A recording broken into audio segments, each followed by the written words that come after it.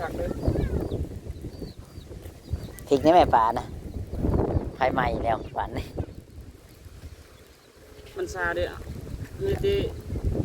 เป็นเมนูเลยอ๋อเอาไปง่ายๆแล้วนะ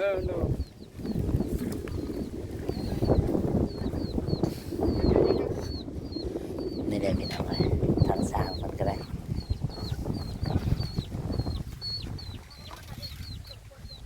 คนเตรียมกับข้าวให้สร้างแล้วพี่น้องปุ๊บเบิ่งสร้างยกก่อนกำลัง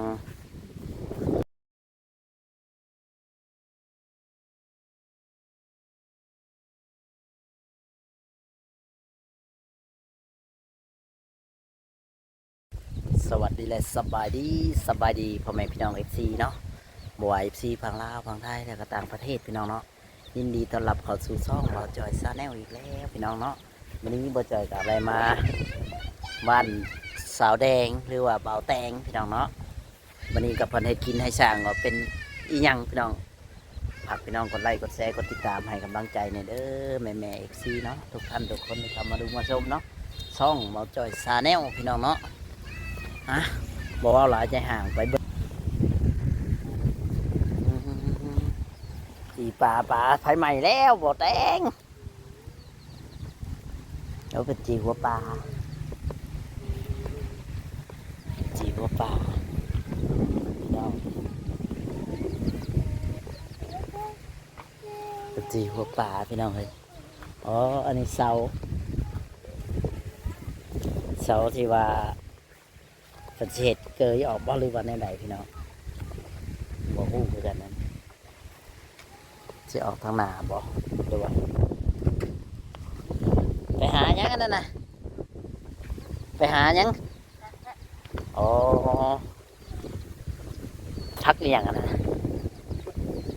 พักออนแอร์อ๋อก็มีผักเลยพริกนี่แม่ป่านะไฟไหม้แล้วป่านนี้มันซาเด้อนี่ที่เป็นเมนูเลยอ๋อ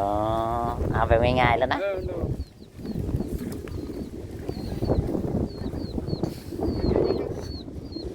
นี่เดี๋ยวพี่น้องเลยทางสร้างมันก็ได้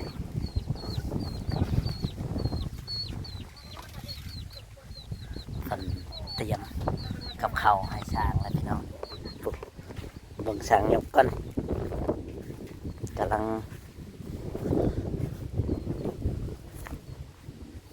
เอา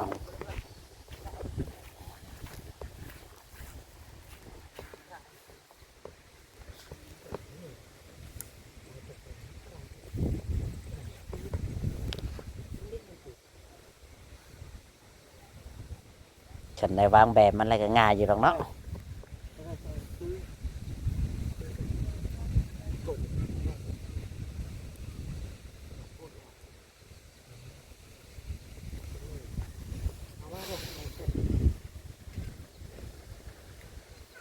เสามันขดแต่มันยาก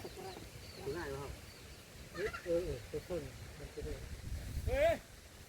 ่ายนะเพราะตีหยาบนะครับ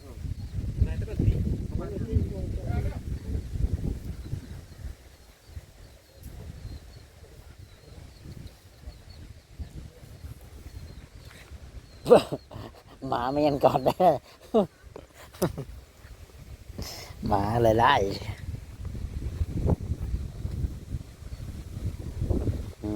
นี่แหละพี่น้องphần cà pháo giặt leo và này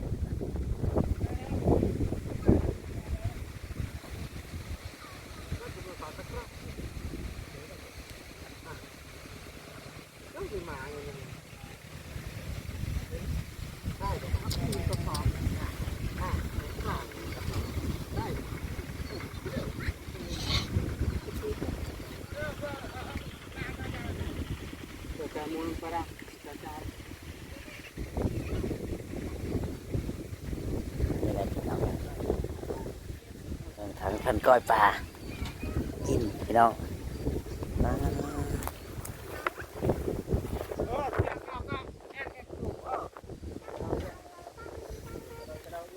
ฮะเอารถถอยออก พิ่นกินข้าว เอากินข้าวกินข้าว เอาเสินแซ่บ ไปแล้วบอก ฮะใกล้แล้วเอาเลยว้ากินเลยก่อนกินมาแล้วเอาเลย สิไปทางไหนไปทางไหน บ้านใหญ่กะลางนี่ไง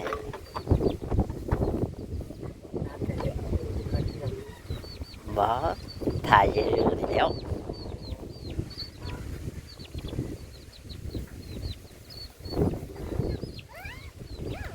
ถ่ายให้เพิ่นเบิ่ง คนต้นเนาะ แม่น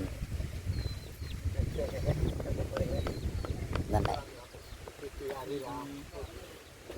ตามเนาะ ลิงตามเพิ่นเบิ่งแล้วแต่บุญวัฒนาผู้ใดมี เป็นเอาสิคือเขาเนาะ อืมพระเจ้าจึงอยู่บ้านไหนบ่บ้านกลางนี่ ตายว่าเจ้าไป เลย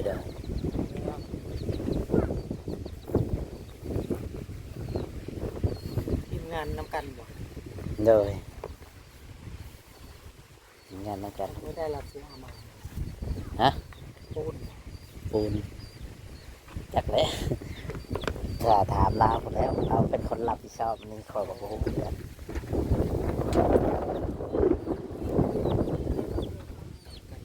เป็นเพื่อนเพื่อนเศร้าเลยกับเศร้านี่ เลย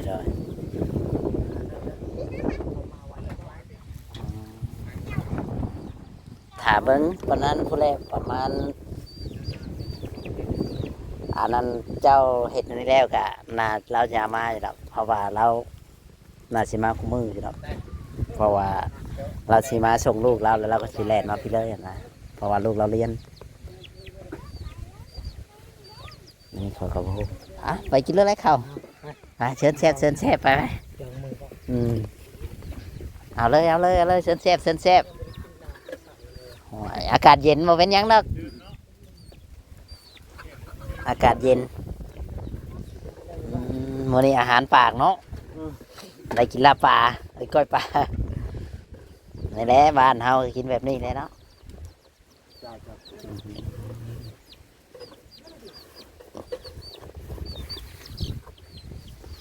ก้อยปูก้อยปลาพี่น้องเอ้ยเดี๋ยวทางสร้างเพิ่นไปให้สร้างเพิ่นกินข้าวกินน้ำพี่น้องเอ้ยก็มาถ่ายรอบๆให้พ่อแม่พี่น้องได้เบิ่งเนาะทาง FC แล้วเพิ่นก็ได้กบไม้กบตอกเป็นที่เรียบร้อยพี่น้องกบแล้วก็ต่อไปก็น่าสิกบไม้เส้นแล้วก็สิกบแป้นเพราะว่าเพิ่นต้องกบทุกโตนะพี่น้องเพราะว่าพวกบานประตอกบานประตูก็ได้แล้วพี่น้องเนาะน่าจะครบเนาะโอ้นี่แหละพี่น้อง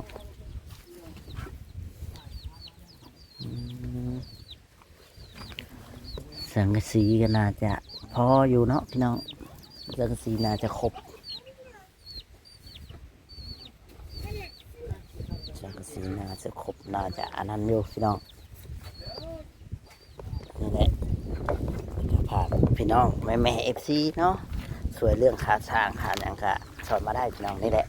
แล้วน้ำผักกาเห็ดเตาน้ำได้พี่น้องเลยเตาดังไฟเตาถ่านเตาอย่างนั่นแหละเพิ่นก็ถือว่าดูได้ผัวสาวแดงพี่น้องนี่แหละเนาะเพิ่นก็ยังบ่ได้ปิดคือว่านั่นแหละ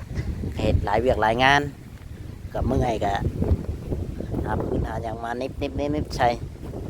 คือว่าอะไรคนอยากได้นี่แหละพี่น้องเนาะคนขยันเห็ดแนวใดก็ได้พี่น้องเนาะคันว่าขยันพอได้พี่น้องได้อยู่ได้กินเนาะจังไหนก็ฝากเป็นกำลังใจให้เด้อพ่อแม่พี่น้องFCนี่แหละคนเฮาเห็นการอยากได้อยากมีพี่น้องคนอยากได้ขยันพี่น้องรางวัลคนขยันเนี่ยน่าจะมีคือขวานั่นแหละเฮือนฝนโมนั่นกะหลังคาออกพี่น้อง และก็ปล่อยให้เพิ่นกินข้าวคือเบาแตงเพิ่นก็หิวข้าวอยู่น้ำพี่น้องเนาะปล่อยให้เพิ่นกินข้าวกินน้ำคนเฮาก็เฮ็ดเวียกเฮ็ดงานก็แล่นหันแล่นนี่ตัวคนเดียวเนาะคือว่าแหละช่วยกันผัวเมียเขาผัวเฮ็ดแนวหนึงเมียเฮ็ดแนวหนึงเอาลูกแน่เฮ็ดนั่นเฮ็ดนี่แน่พี่น้องเนาะก็สมว่านี่แหละคนอยากได้ก็น่าจะช่วยเหลือได้พี่น้องเนาะคือว่าก็ได้คนเฮามันต้องช่วยกันพี่น้องทำบ่ช่วยก็บ่ได้ผัวเมียกันเนาะต้องช่วยกันเมื่อยก็เฮ็ดนั่นแหละพี่น้องคือว่าเมียนี่ก็เอาลูกผัวก็เฮ็ดผัวว่างเมียก็เฮ็ดนะผัวบ่ว่างกับเมียก็เฮ็ดปัดผัวเมียบ่ว่างผัวก็ต้องเฮ็ดนะพี่น้องเปลี่ยนกันนี่แหละคนเฮามันต้องช่วยกันทุกอย่างแหละยังอยู่นำกันรอดพี่น้องเนาะถ้าว่าเฮาบ่ช่วยกันกับบ่จักแน่สิอันนั้นพี่น้องเนาะนี่แหละทางเรือนก็ดีใจนํครอบครัวเพิ่นพี่น้องเนาะที่ว่าได้เฮือนเป็นของตัวเองเนี่ยก็ขอบุญขอบคุณผู้ใจดีใจบุญเนาะที่ว่าช่วยเหลือเพิ่นพี่น้องเนาะเขามากะถือว่าทางน้องแดงนี่ก็ถือว่ามาถ่ายดนเลยได้พี่น้องเลยเนาะแต่ว่าก็ยังบอกรับการช่วยเหลือแต่เมื่อก่อนอันนี้ก็ถือว่าบุญวาสนาเพิ่นมีแล้วเพิ่นก็ได้รับการช่วยเหลือจากผู้ใหญ่ใจบุญเนาะก็ขอบใจเห็นภาพก็ดีใจน้ำเพิ่นนั่นแหละพี่น้องเนาะโอเคพี่น้องทางหมอจอยก็เห็นแล้วก็ดีใจนำครอบครัวเพิ่นนั่นแหละพี่น้องเนาะจังใดก็เป็นกำลังใจให้หมอจอยในเด้อแม่FCทุกท่านพี่น้องเนาะนี่แหละเรียนไม่ต่อขอบตาครบพี่น้อง